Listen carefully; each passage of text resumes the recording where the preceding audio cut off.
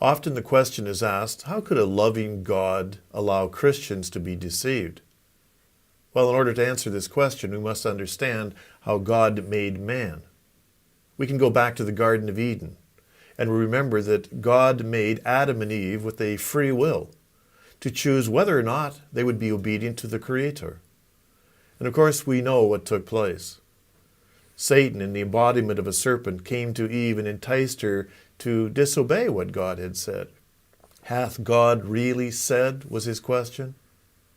Eve took of the forbidden tree. So did Adam.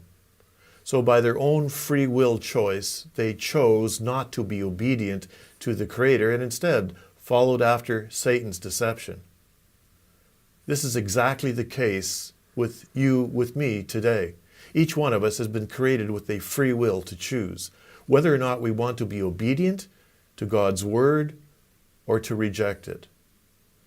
Satan's agenda is the same as it was in the Garden of Eden, to continue to come before us in various ways, causing us to doubt what God has said in the Scriptures, instead replacing all kinds of alternatives, various ways to believe, and we have a choice. Biblical faith is trusting and believing in what God has said. In fact, we cannot please God unless we have faith.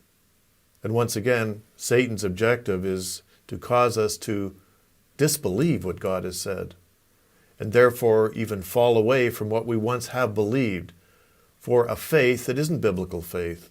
That is his goal, that is his plan, that is his agenda. The only way that we can remain true to God is to trust and believe in him.